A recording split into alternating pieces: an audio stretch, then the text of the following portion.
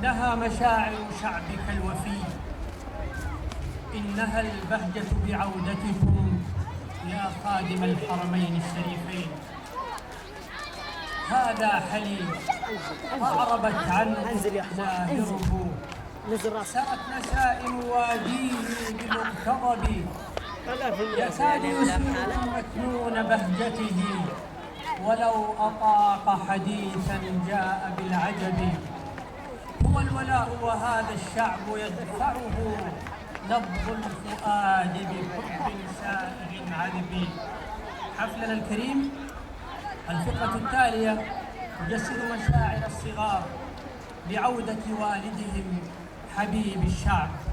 إنها مشاعر الولاء التي سقتها إياهم الأرض الطيبة ورعاها الآباء والأمهات ويعمقها التربويون والتربويات. نشيد من أداء طلاب وطالبات رياض الأطفال بحلي وكنانة.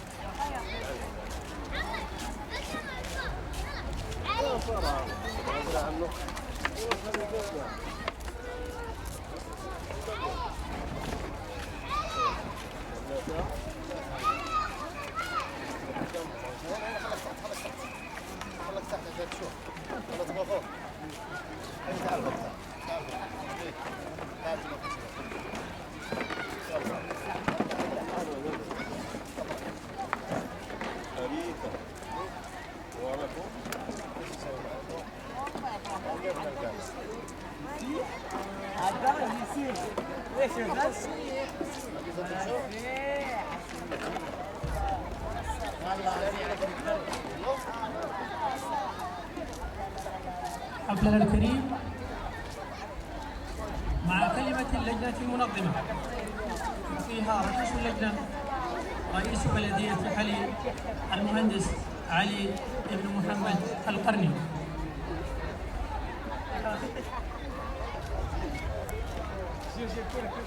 كده معك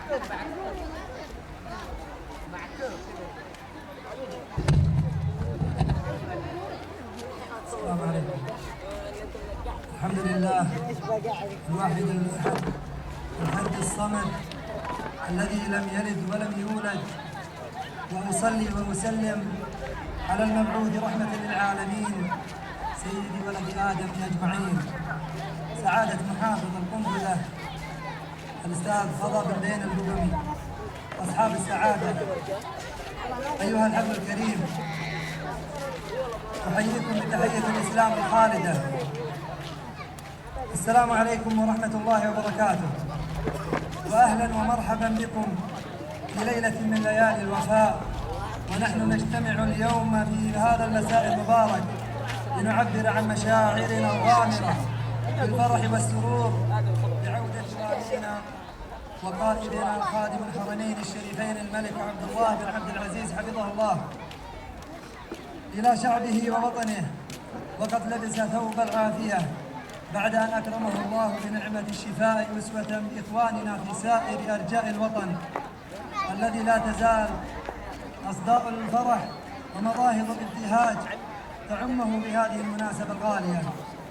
فلقد كانت فترة صعبة جدا على شعب المملكة العربية السعودية تلك التي غاب فيها الملك عبد الله عن وطنه وعن شعبه للعلاج، ذلك لأن العلاقة التي تجمع هذا الرجل العظيم بشعبه فيها الكثير من الخصوصية والحميمية لما حباه الله من روح شفافة وطبيعة بسيطة، فملك قلوب الناس واستحوذ على مشاعرهم، ولقد عرفه شعبه بل والعالم أجمع لأنه رمز حقيقي للإصلاح والاعتدال والعمل الجاد الطموح، حيث أرسى مجموعة من القواعد وأطلق العديد من المبادرات الطموحة لخدمة الصالح العام وتعبئة قدرات وطاقات المجتمع السعودي وفقا لأسس ومنطلقات فكرية ومعرفية خلاقة تؤسس لمرحلة جديدة في تاريخ المملكة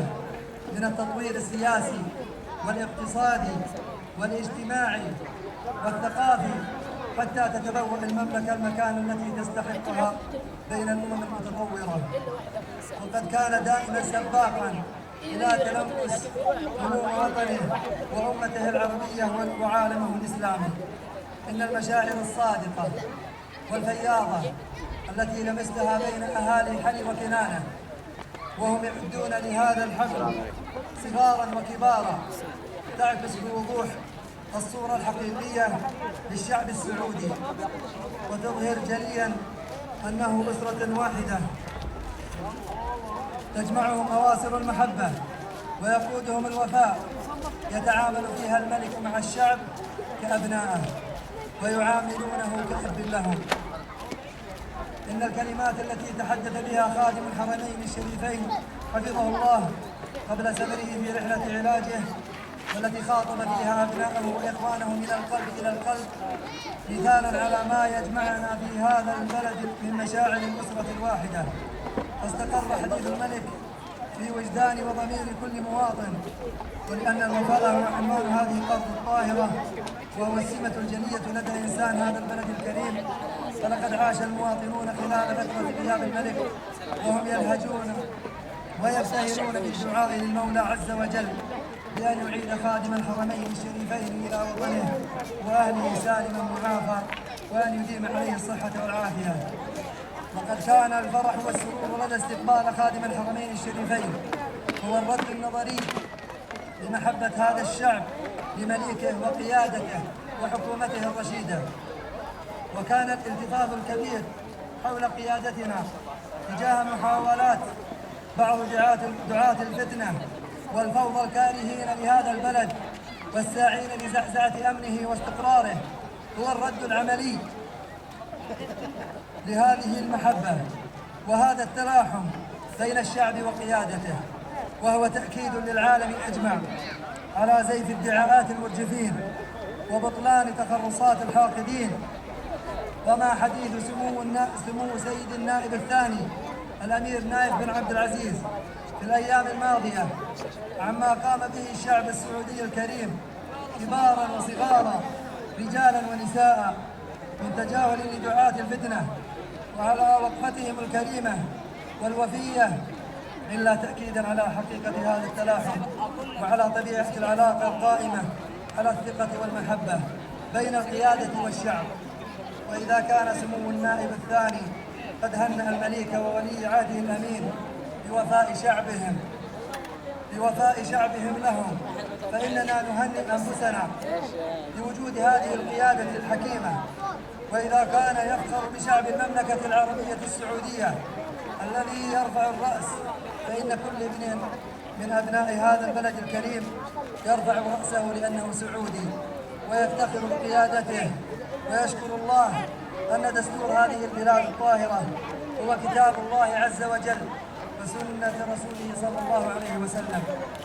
أسأل الله العلي العظيم أن يديم على خادم الحرمين الشريفين الملك عبد الله بن عبد العزيز نعمه، وأن يسبغ عليه لباس الصحة والعافية، وأن يحفظ لبلاد الحرمين الشريفين ولاة أمرها وأمنها واستقرارها، إنه سميع مجيب.